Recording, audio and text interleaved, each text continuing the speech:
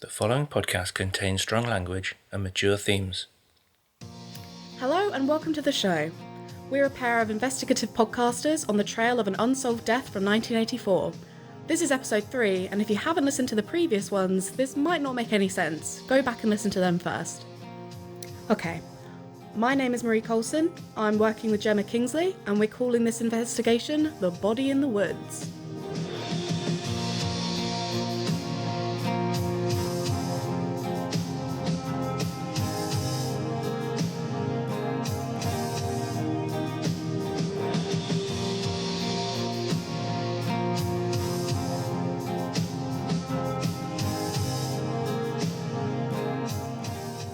And you join us in our investigation of the man known as Kenny Goldsmith. We're trying to find out who he was and why he was found dead in the woods near this town. We're following up on a couple of leads that came from our talk with the author Robert Jennings. It was his book that started all this. His notes mention that Kenny had called into the local pub for directions prior to his body being found. And as we know of only one pub that was around at the time, there was only one man to talk to, Billy White. So we've popped back to the Longman Arms in town, hoping to have a chat with the owner, Billy, again. It's been a couple of weeks since we last visited. We have our drinks and we headed over to our favourite table. Billy is working today and hopefully will be with us soon. And it looks like Billy is free to join us. Hello again, back for more insight from the celebrity landlord. I've listened to the last 2 episodes, they're really good. I liked my appearance in them. So, what have you got for me this time? We're glad you're enjoying the podcast. And the limelight. I did used to be a TV chef back in the day. I can handle it. Really? Not now. We were wondering if you remember talking to a man on the 17th of March 1984? You're shitting me. Oops. Sorry, can I swear? I'll bleep it out if necessary. Okay, that wasn't fair. It's just we read from the police statements that the man who died, Kenny Goldsmith, he visited the village pub on the Saturday morning when he first arrived. Do you think you could recall anything? And are you William White? That was the name on one of the statements that we found. Only Mum called me William. I changed it to Billy in 73 when I moved here from the States. Back in 1984, I was a sous chef in this pub, and it certainly was the only one in the village. That was long before I owned it. Such a long time ago. Would be so much easier with a photo. Oh, hang on, let me get my phone. For the recorder, Gemma's showing Billy a photo on her phone. God, the scarf. I remember that scarf. Really long and different colours. Just like the one from Doctor Who, Tom Baker. Now I remember him. I was called through to talk to this chap. I rarely came front of house. I normally worked in the kitchens, but there was no one else free. Kenny had come in asking about farms. Yes, that was it, farms. He wanted to know were there any farms that dealt with livestock in the area and where he could find them. And did you give him what he asked for? I did. I think there were 3 in the local area at the time. Gave him a rough map where they were all located. And can you remember the names of these farms? Don't recall them now, sorry. Does that mean I helped in the death of this man? Oh dear. And he was definitely wearing this scarf. Definitely. It's strange there was no mention of a scarf in the police reports. I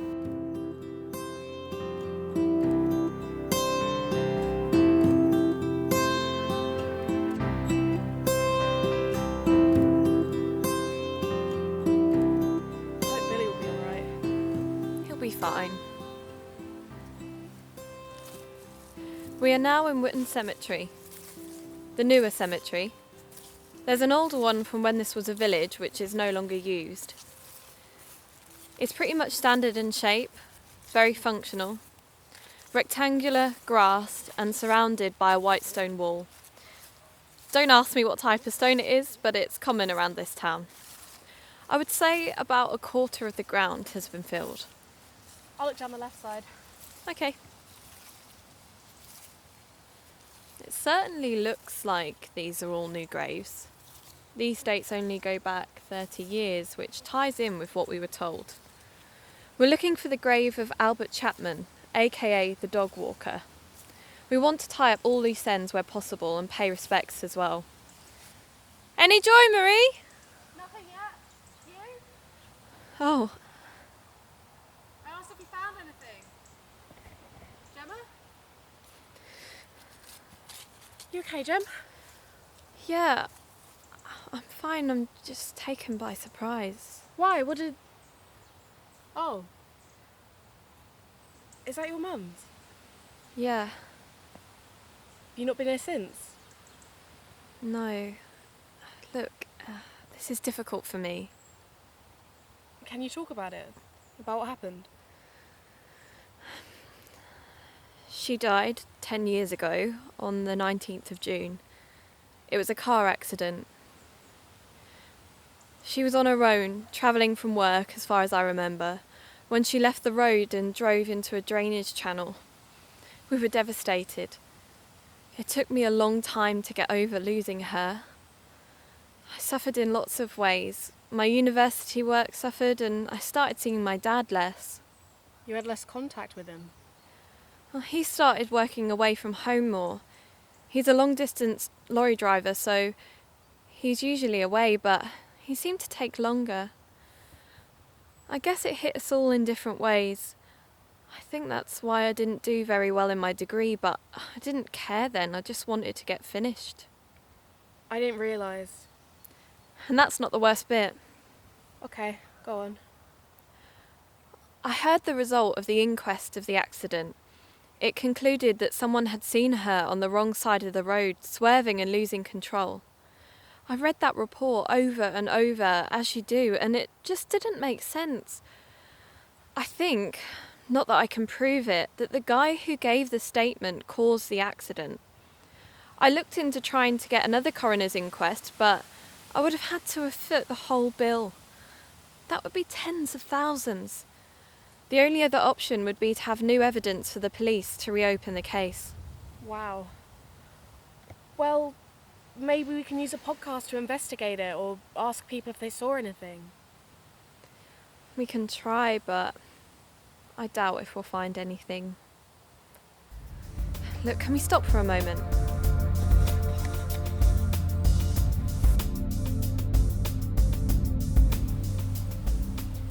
Good to carry on? Thanks, I'm ready. We've located the grave of Albert Chapman.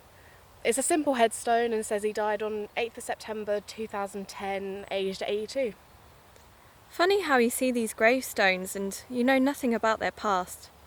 Albert, we know, had a dog and stumbled across something he probably never wanted to see, yet had to live with for 26 years. I wonder if he ever thought about it. Guess we'll never know.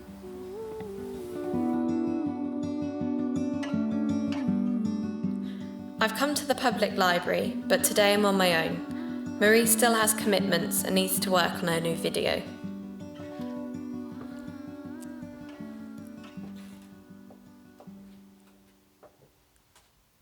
This is a very new and shiny library. Very modern in design with lots of large glass windows. And it's all open plan. There are several horseshoe-shaped seating areas around for people to sit and read or study. I don't need one of those as I'm looking for the archive section. I've been told I have to ask for a microfiche. It sounds very small. I'll ask the receptionist. Hello, I'm looking for the microfiche section. I'd like to go through some newspaper archives. Hi, I can show you where to go. Have you used one before? No. Follow me, I'll show you where the room is. I'll give you a quick introduction on how to use the machine. It's just in here.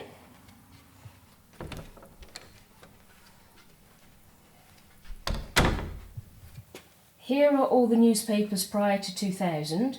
They come on reels. You search by paper and then by date. Do you know what you're looking for? Yes, the Cambridge Gazette, local edition. The 19th of March 1984 and subsequent days. Okay, here we go. Really simple. Load the spool here and feed the film leader there here. Wrap it around the other spool like so. Turn this speed dial and stop when you find the dates. Thank you. It's way bigger than I thought. You heard the word micro. That refers to the size of the text. I see that now. Thank you. Right, give me a shout if you need anything.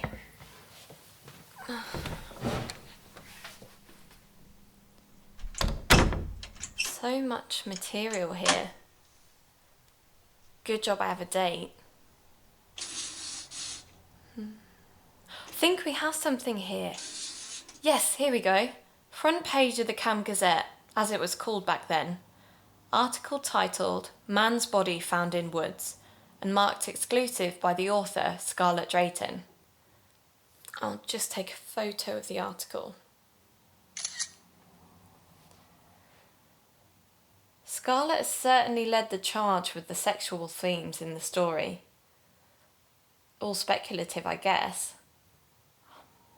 Dread to think what his family made of all of this.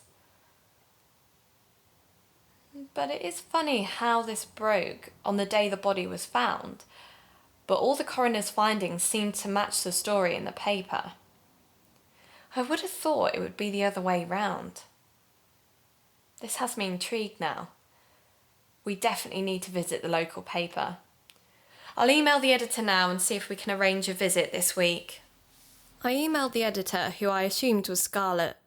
I was surprised she responded within the hour, and she agreed to meet us after 5 on the following day, allowing Marie to join the interview after her own blogging work. I met up with Gemma on the corner of Abrams Avenue and Drayton Road.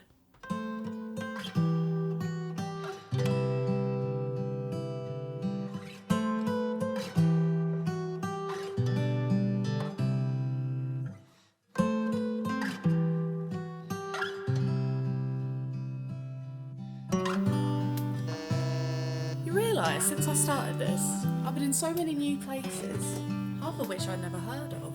I think there'll be many more places we'll end up in. Hello? Someone there?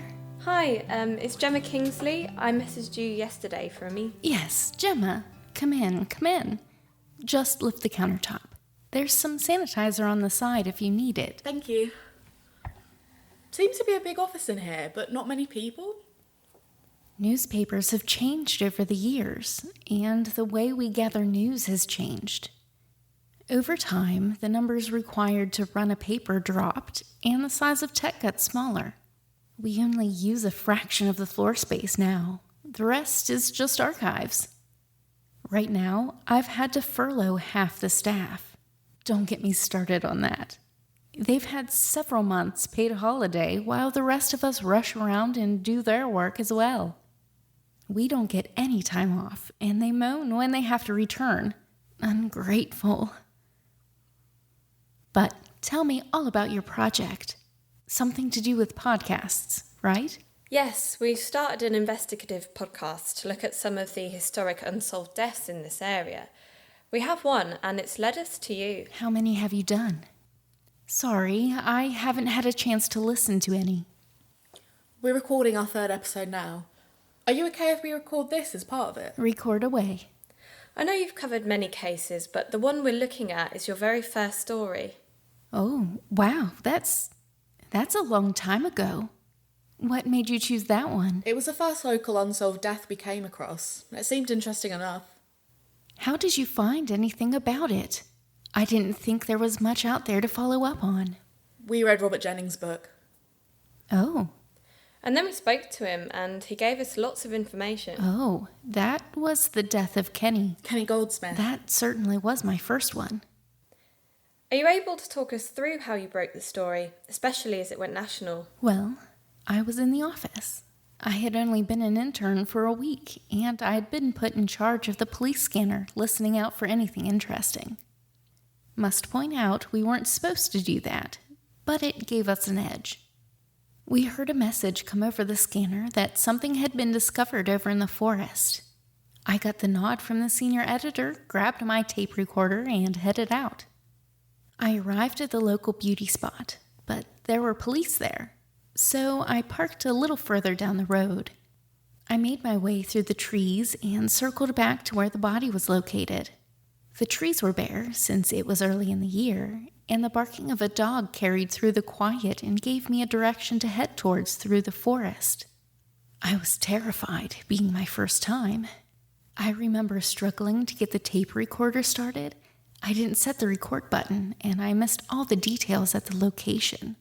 I was so flustered, and when I came to write the article, I embellished a little.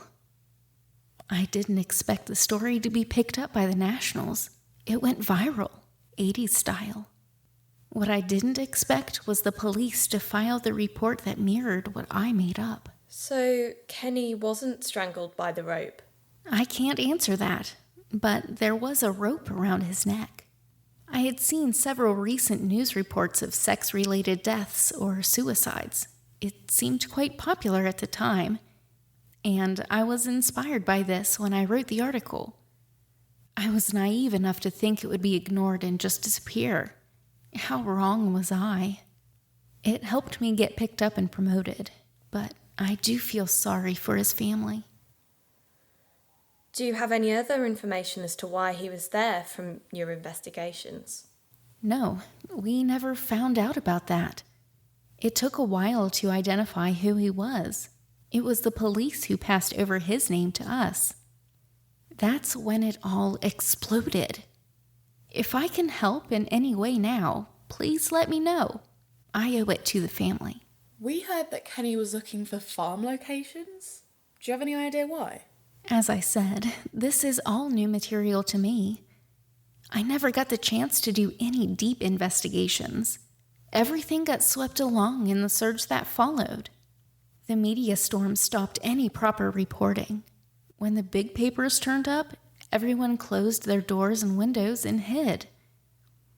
Eventually, it did blow over and everyone moved on. No one wanted to open the case again. Is that why there's not much on the internet about it? Possibly. Or it could just be that it's an old story that hasn't been made available. Most news reports prior to 2000 haven't been put onto the internet. You have to search at the local library for them.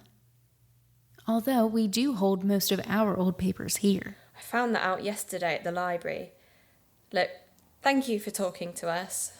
I can imagine it's been difficult going back over old stories. As I said, I will give you any help you need. Just ask. Thank you again.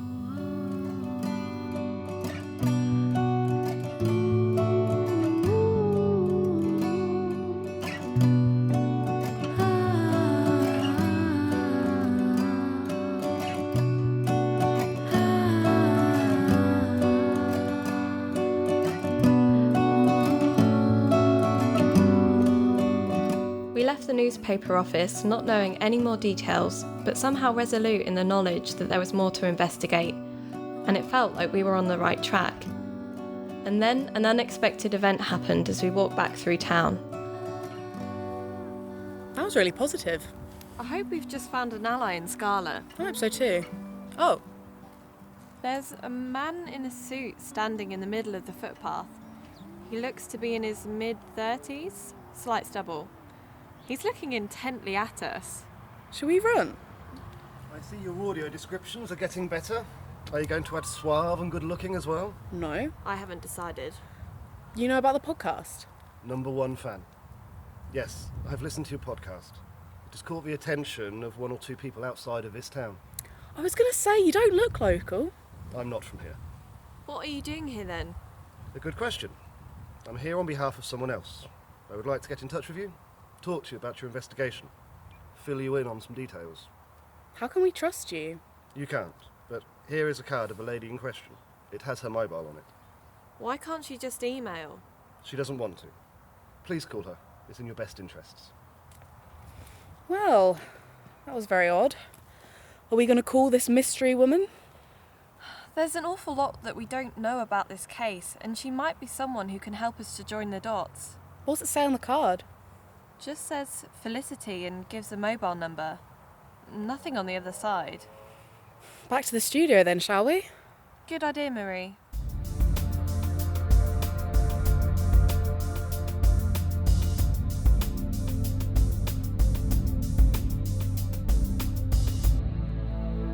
that was another eventful week. You went to the library to look at old newspapers. We visited the newspaper office. We found the grave of the dog walker. And we started the week in the pub. And don't forget the strange man in the street. That was weird on so many levels. Like, how did he know we would be there at that time? It was odd him saying it's attracting other attention. Should we be concerned about that? I don't know. Just make sure that we look after ourselves when we're out and about. Normal safety precautions we would take if we were in unfamiliar locations or out late at night. Are you okay after that funny turn in the cemetery? Yes, I'm fine. If you ever want to talk more about it. Thank you, but I'm sure the listeners don't want to hear about my personal life. I think we'll save that for another time. I don't know. That could be a whole series in itself. Rude. Shall we call the number on that card? I don't see why not.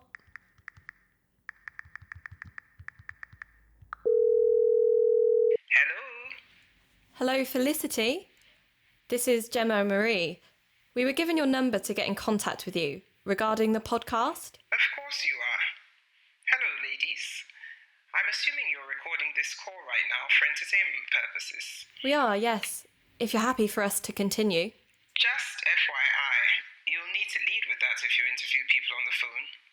It's a legal thing. You may continue. Noted. We're carrying out an investigation into Kenny Goldsmith, and we're running out of leads. We've spoken to the police and the local paper and gone through newspaper archives. We need to move to the next step, and we've been told that you might have some more information for us. Well, credit where credit is due. You seem to have done a good job so far. I think I can fill in some gaps for you, but not over the phone. Are you both free next week? We can be. Good.